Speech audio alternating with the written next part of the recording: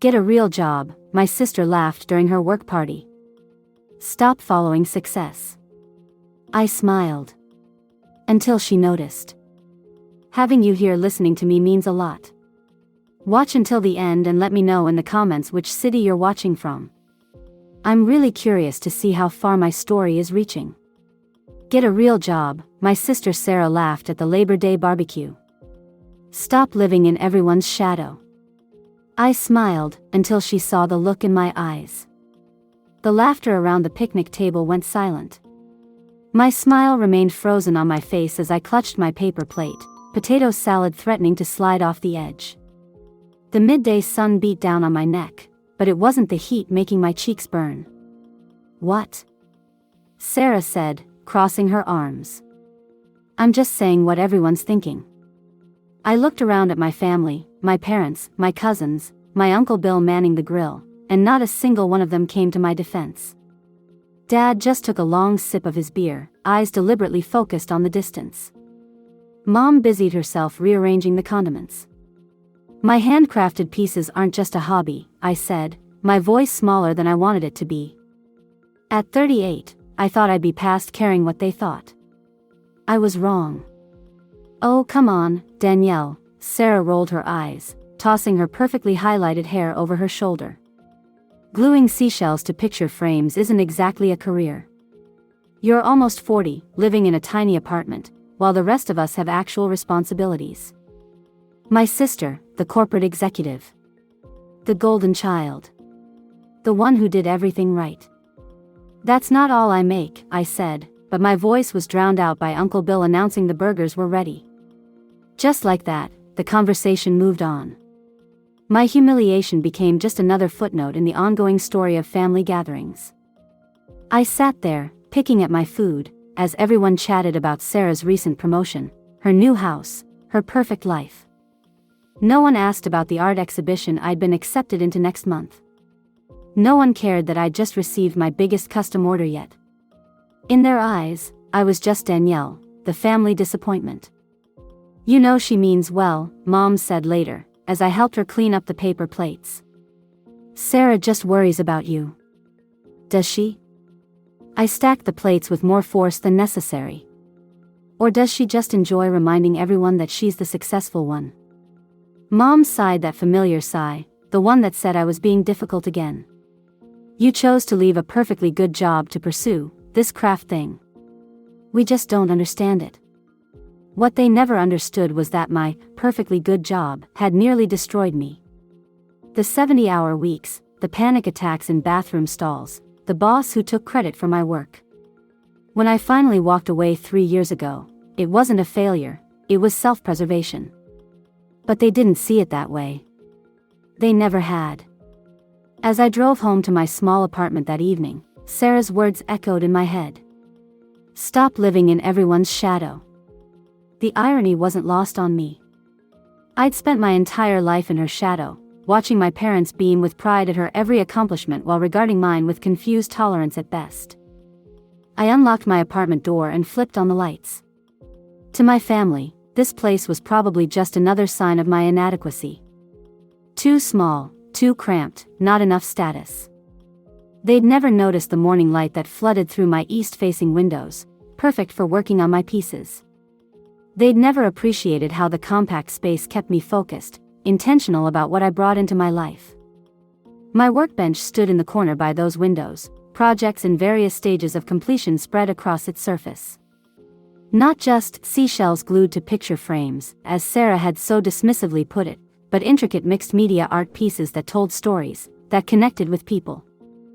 I ran my fingers along the edge of my latest work, a commissioned memorial piece incorporating family heirlooms and photographs transformed into a three-dimensional memory box. The client had cried when I'd sent her the concept sketches. You understood exactly what I needed, she'd written. My phone buzzed with a text from Sarah. No hard feelings about today, right? Just looking out for my little sis. I set the phone down without responding and turned back to my workbench. They thought I was living in the shadows? Fine. They had no idea what I was capable of creating from the darkness they'd assigned me to. Tomorrow, I would begin my biggest project yet. And when it was finished, they would finally see me.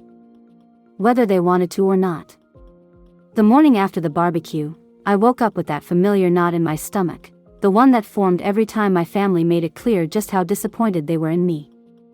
I shuffled to the kitchen and made coffee, standing by the window as the early light painted my small apartment in gold. My phone showed 3 missed calls from Mom.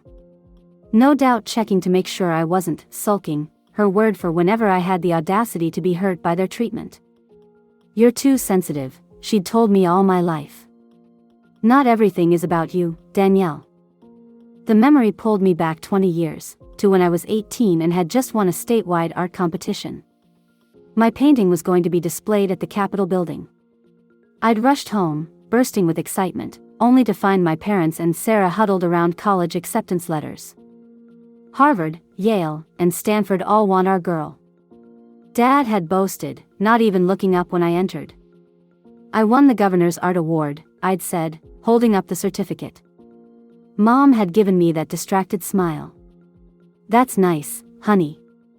But can you believe Sarah got into all 3 Ivy Leagues?" I'd placed the certificate on the fridge myself. 2 days later, it was gone, replaced by Sarah's acceptance letter to Harvard. I sipped my coffee, the bitterness matching my thoughts.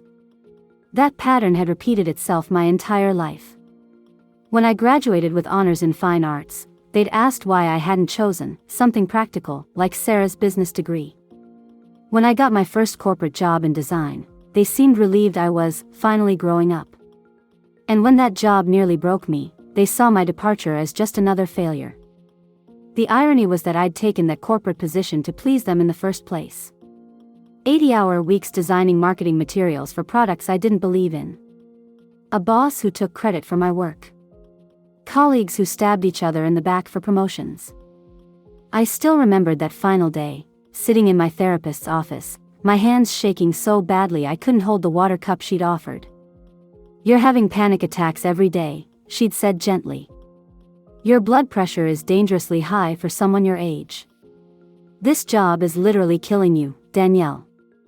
When I'd finally quit, my parents acted like I'd announced I was joining a cult. Sarah had been the worst, cornering me at Sunday dinner. "Must be nice to just walk away from adult responsibilities when things get tough." She had no idea I'd been hospitalized twice that month for what doctors initially thought was a heart attack, only to diagnose severe anxiety and stress. I never told my family. I already knew their response: "Sarah handles pressure just fine." Why can't you? My coffee had gone cold. I poured it down the sink and headed to my workbench. The morning light was perfect now, casting just the right shadows across my current project. I lost myself in the work, hands moving with precision, mind quieting as I focused on shape and texture and composition. 3 hours passed before my phone buzzed. I expected Mom again, but instead found an email from Margot, a woman who'd bought one of my smaller pieces last month. "Danielle, I wanted to let you know how much joy your art has brought into our home. My husband's mother passed recently, and your piece, with the pressed flowers that reminded me of her garden, sits in our entryway. It makes him smile every time he passes it. I've attached a photo of where we've placed it. Would you consider creating something for our anniversary? Budget isn't a concern, your vision is what matters to us." I stared at the photo she'd attached. My piece, a mixed media collage incorporating pressed wildflowers and hand-painted details, hung prominently in what was clearly an expensive home. Beneath it sat a small card with my name and website. For a moment, I forgot about Sarah's cutting remarks, forgot about my parents' dismissal of my chosen path. Someone valued my work. Not just valued it, found meaning in it. Before I could respond, another email notification came through. Then another. And another. "We saw your work at the Henderson home. My sister has one of your pieces and I simply must commission. Are you taking new clients? Your unique perspective is exactly."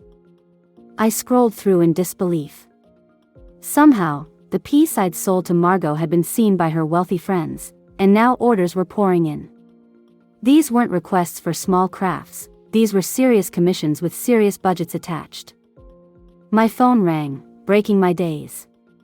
Mom again. Danielle, finally. Why haven't you been answering? Your sister is having a dinner party next weekend to celebrate her promotion. The whole family will be there, and she specifically asked me to make sure you'd come.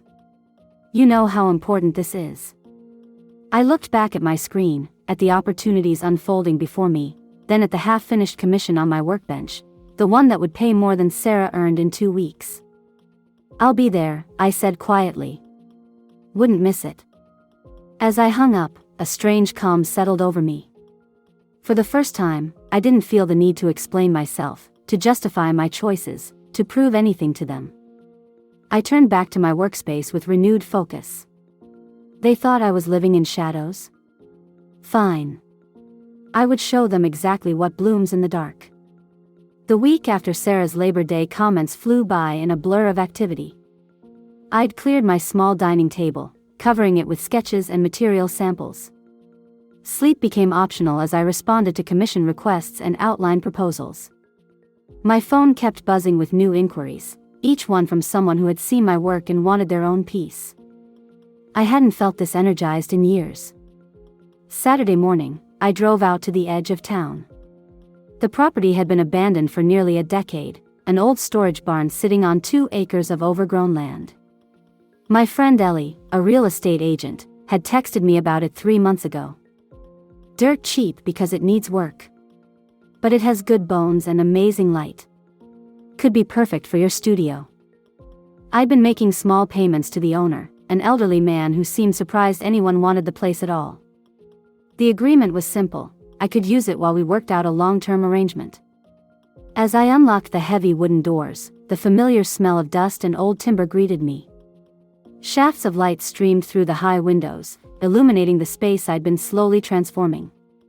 Drop cloths covered various work surfaces I'd constructed from reclaimed materials. My larger tools, the ones that wouldn't fit in my apartment, stood ready in the corner. This was my secret. My sanctuary. The place no one in my family knew existed. I checked my watch. I had 6 hours before I needed to head to Sarah's dinner party celebrating her promotion. 6 hours of uninterrupted creation. I put on my work apron and pulled back the largest drop cloth, revealing my most ambitious piece yet, a 6-foot mixed media installation combining salvaged wood, hand-blown glass elements, preserved botanical specimens, and embedded lighting. It was being created for the lobby of a new wellness center, though the client had given me complete creative freedom. As my hands worked, my mind drifted to the upcoming dinner party. I could already picture it, Sarah holding court in her immaculate home, our parents beaming with pride, everyone asking about her important corporate job while I sat quietly in the corner. The family disappointment. But something had shifted inside me. The constant email notifications from potential clients had done more than just validate my work. They'd confirmed what I'd always suspected but couldn't prove. There was a market for my art. People valued what I created. I carefully attached a delicate glass element to the framework, watching how it caught the light. This piece would tell a story of renewal, of beauty emerging from abandoned places. How fitting. Hello? Is anyone here? The voice startled me so badly I nearly dropped my tools. Standing in the doorway was a woman I didn't recognize, tall, elegant, with a portfolio case slung over her shoulder. "I'm sorry," she said, stepping into the barn. The door was partially open. "I'm Elena Mercer." My breath caught.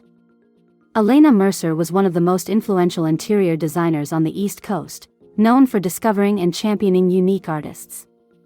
"I'm Danielle," I managed to say, setting down my tools. "How did you find this place?" She smiled, approaching my installation with unconcealed interest. "I was visiting a client who lives nearby. I saw your car and got curious about what might be happening in this old barn." She gestured to my work. "And now I understand. This is extraordinary." I stood frozen as she circled the piece, studying it from every angle. "The integration of the lighting with these glass elements," she murmured. "And the way you've preserved the organic material. May I?" She gestured toward her phone. I nodded, still stunned. She took several photos, then turned to me. Do you have a portfolio? A website? I do, I said, finding my voice. But this installation isn't on it yet. It's still in progress. Even better. She handed me her business card. I'm curating pieces for the Archer Hotel's new flagship location. Their entire design concept revolves around sustainable luxury and bringing nature indoors. Your work would be perfect. My mind raced. The Archer was a renowned luxury hotel chain. Having my work featured there would be life-changing. I'd need to see more of your work, of course, she continued. But based on this, she gestured to the installation, I'm very interested. We spent the next hour talking. I showed her photos of my completed pieces, explained my process, my vision. She asked thoughtful questions and took notes. By the time she left, we had a meeting scheduled for the following week at her office in the city. Don't complete that installation just yet, she said, nodding toward my work in progress. I think the Archer might want something very similar, but larger in scale. We might be talking about a commission for their main lobby. After she left, I sat on my work stool, her business card still in my hand. This wasn't a small opportunity, this was the kind of break artists dream about. The kind that could transform my hobby into the thriving business I'd always believed it could be. My phone buzzed with a text from Mom. Don't forget Sarah's dinner is at 6. Wear something nice. I glanced down at my work clothes, covered in sawdust and adhesive. Then I looked at the installation that had just impressed one of the most influential designers in the country. For the first time, I realized I didn't need my family's approval. I never had. With renewed purpose, I covered my work and cleaned my tools. I had a dinner party to attend. And secrets to keep, at least for now. Sarah's dinner party was exactly as I'd expected, a carefully orchestrated showcase of her success. Her suburban home gleamed with expensive furniture that looked barely used. Corporate colleagues laughed too loudly at her jokes while our parents hovered nearby, eager to join any conversation that highlighted their daughter's achievements. I sat quietly at the edge of the gathering, nursing a glass of wine and counting minutes until I could politely leave. There you are, Mom said, suddenly appearing beside me. Why are you hiding over here? Sarah's boss was just asking about the family. I'm not hiding, I said. Just taking a moment. She frowned, eyeing my simple black dress. At least I'd remembered to wash the paint off my hands. You could make more of an effort, you know. Networking is important. I'm sure Sarah has the networking covered. Mom sighed. Danielle, please. This is important to your sister. Don't make it about you. The irony of her statement wasn't lost on me, but I swallowed my response. This wasn't the time or place. Did you hear about Sarah's news? She continued, brightening. The company's restructuring, and she's in line for an even bigger promotion. They're creating a whole new division around her ideas. That's great, I said automatically. It really is. Your father and I are so proud. She hesitated, lowering her voice. But between us, I'm a little worried about her. She's been working so hard, and now with this uncertainty. She mentioned they might need to cut staff if the quarter doesn't end strong. I nodded, unsure where this was going. Anyway, Mom continued, we were thinking, your father and I, that it might be nice if you could help her out a bit. Help her out? Just until things stabilize at work. Maybe with the mortgage payments? You must have some savings since, well, your expenses are so much lower than hers. She gestured vaguely around us, at the sprawling house with its vaulted ceilings and designer furnishings. I almost laughed. They thought I had savings to spare. When I could barely cover my own rent some months? Before I could respond, my phone buzzed. Elena's name flashed on the screen with a text, just spoke with the Archer executives. They want to meet. How's tomorrow morning for a video call? They're very interested. My heart raced. I quickly typed back, tomorrow works perfectly. Danielle, are you listening? Mom's voice cut through my excitement. This is serious. Sarah might really need our help. I looked up from my phone. I understand, Mom. But I don't have extra money to give her right now. Her face fell in that familiar way, disappointment mixed with confirmation of what she'd always suspected. I wasn't successful enough to help. I wasn't like Sarah. It's fine, she said stiffly. We'll figure something out. Your father can probably pull from his retirement fund. The guilt trip was expertly laid, but for once, it didn't work. I was too focused on what tomorrow might bring. The video call the next morning exceeded all my expectations. Elena had presented my work to the Archer Hotel executives, who were now offering me a contract to create custom installations for their 5 newest locations. We're launching our sustainability initiative next quarter, explained Catherine Archer herself, the hotel chain's founder. Elena convinced us that your aesthetic perfectly captures what we're trying to achieve.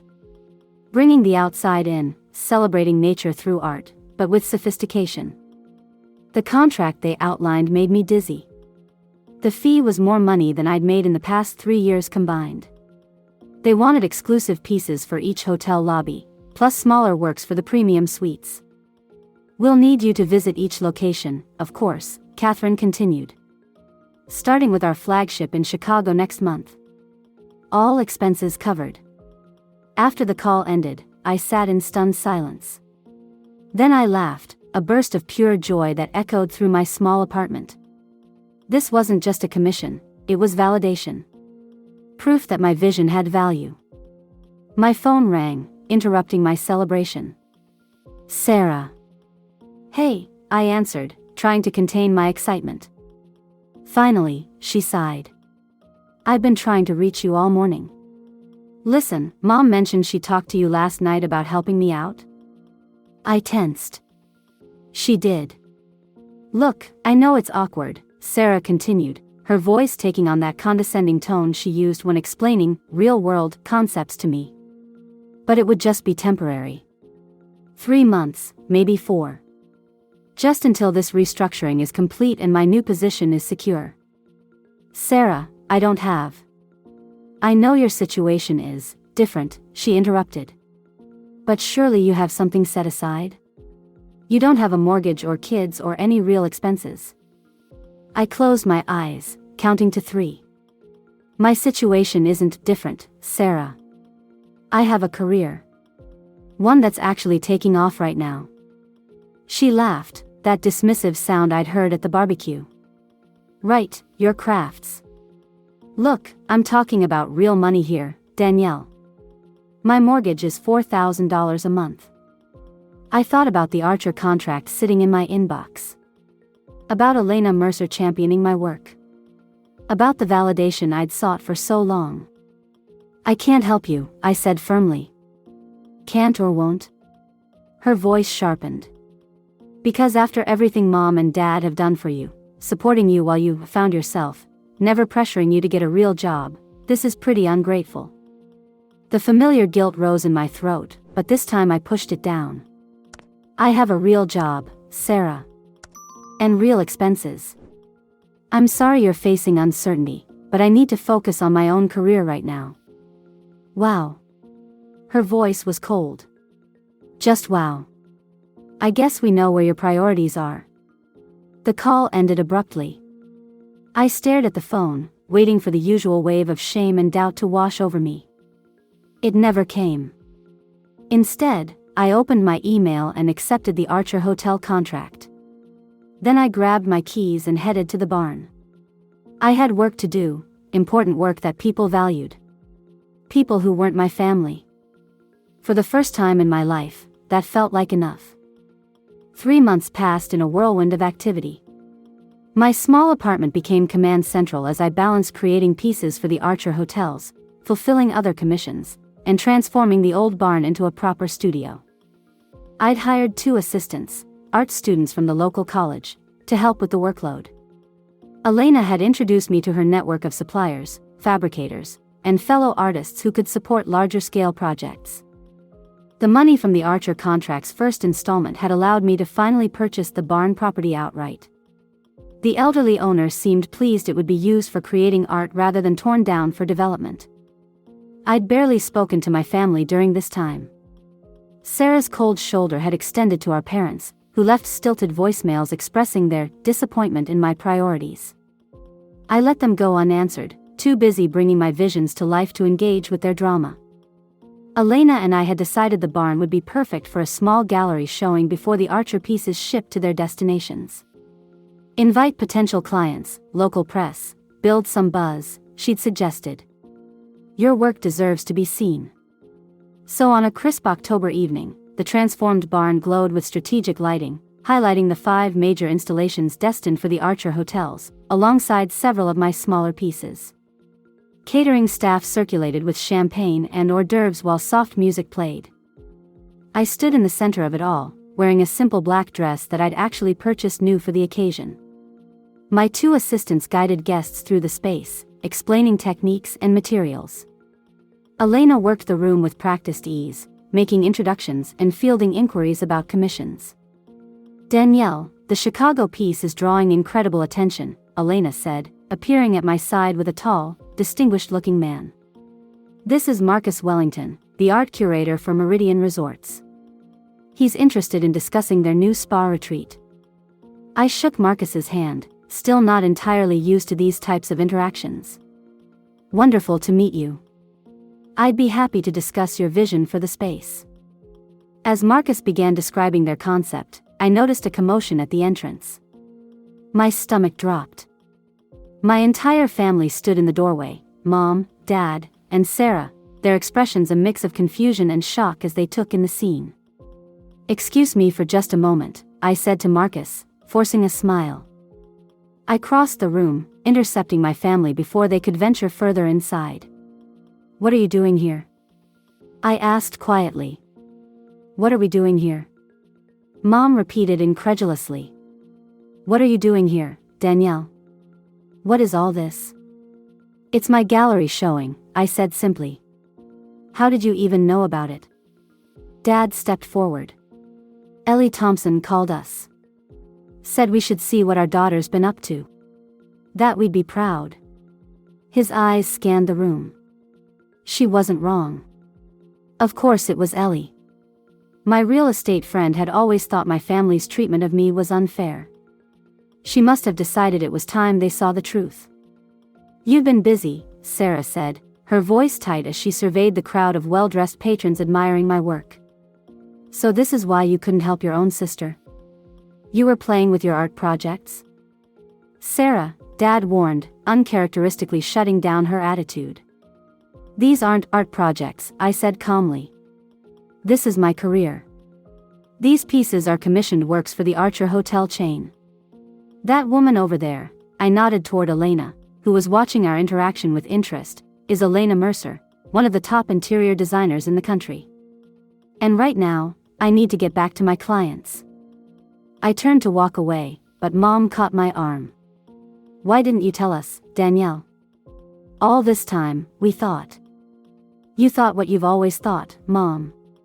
That I was failing. That my work wasn't valuable or serious. I gently removed her hand. You never asked. You never wanted to see. Sarah pushed forward.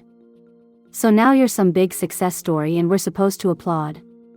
After you refused to help me when I needed it? Several nearby guests turned to look. Elena started moving our way, concern on her face. Now isn't the time, Sarah, I said quietly. Oh, I think it's exactly the time, she snapped.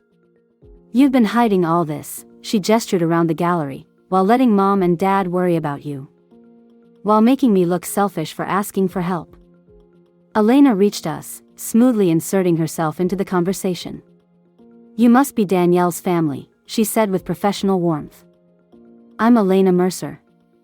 Your daughter's work is exceptional. The Archer commission alone is worth over 7 figures, and that's just the beginning. They're already discussing a permanent installation program for all their properties. Sarah's mouth fell open. Mom gripped Dad's arm. 7 figures? Dad repeated faintly. Elena smiled. Absolutely. Sustainable luxury art is having a moment, and Danielle's vision is exactly what high-end clients are seeking. Now, if you'll excuse us, the Chicago hotel developer is eager to speak with Danielle about some customizations before shipping. She gently guided me away, leaving my family standing speechless. Family drama, she murmured once we were out of earshot. Something like that, I sighed. Thank you for the rescue. No rescue needed, she said with a knowing smile. Sometimes success is the best response. Now come meet the Chicago team, they're absolutely in love with your work. The rest of the evening passed in a blur of introductions, discussions of future projects, and unexpected sales of my smaller pieces. Throughout it all, I was acutely aware of my family watching from the edges of the room, taking in this side of me they'd never bothered to see before. As the event wound down and guests began to leave, Dad approached me alone. Your mother and Sarah went to wait in the car, he said awkwardly. This is really something, Danielle. I had no idea. I nodded, unsure what to say. I know we haven't always. He trailed off, then tried again. We should have paid more attention. It was the closest thing to an apology I'd ever heard from him. Yes, I agreed simply. You should have. He looked around the gallery once more, at the pieces that represented months of work, years of vision. I'm proud of you, he said finally. Words I'd waited decades to hear. But somehow, they didn't hold the power I'd once thought they would. Thank you, I said. But I'm proud of me too. And that's what matters now. The gallery showing changed everything, and nothing. In the weeks that followed, my professional life continued its meteoric rise. 3 more major hotel chains contacted Elena about commissioning pieces. A prestigious art magazine requested an interview. The local arts council invited me to speak at their annual fundraiser. My personal life, however, had entered a strange limbo. Mom called daily, leaving increasingly cheerful messages about catching up properly. Dad sent an awkward text asking if I would consider helping them update the living room with some of my art. Even Sarah reached out via email, her tone noticeably warmer, suggesting lunch to talk about opportunities. I replied to none of them. It wasn't about revenge or punishment. I simply needed time to process what had happened, not just at the gallery, but throughout my entire life. For the first time, I could see the dynamic clearly. I had spent decades trying to earn their approval, and they had spent those same decades withholding it. Until my success was too big to ignore. You don't owe them an immediate response, my therapist assured me during our weekly session. I'd started seeing Dr. Lin again after the gallery showing, needing help navigating my conflicted feelings. I know, I said, fidgeting with the edge of a pillow. But there's this part of me that still wants to please them. That still craves their validation. Dr. Lin nodded. That's the child in you, Danielle. The one who learned that love was conditional based on achievement. But the adult in you knows better now. I did know better. The question was what to do with that knowledge. 1 month after the gallery showing, I made my decision. I invited my family to the barn, now my official studio and gallery, for a private conversation. No assistants, no clients, no Elena. Just us. They arrived together, all 3 visibly apprehensive. Mom had brought a bouquet of flowers and a bakery box of my favorite childhood cookies, peace offerings I recognized all too well. Thank you for seeing us, Dad said formally as I led them to the small sitting area I'd created in one corner of the space. This place is impressive, Sarah added, taking in the workspace with new eyes. I can't believe you did all this on your own. I didn't, I replied simply. I had help from people who believed in me. Her smile faltered slightly. Mom set the cookies and flowers on the coffee table. Danielle, we've been giving this a lot of thought. We owe you an apology.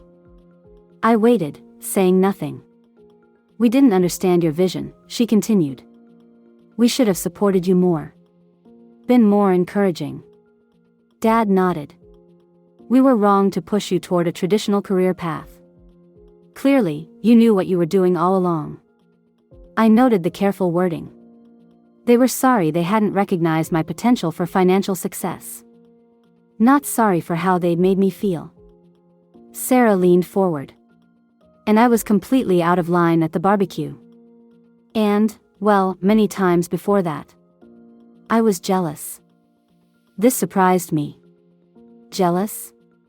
Of what? Your freedom. Your courage to walk away from something that was killing you. She looked down at her perfectly manicured hands. I hate my job, Danielle. I've hated it for years.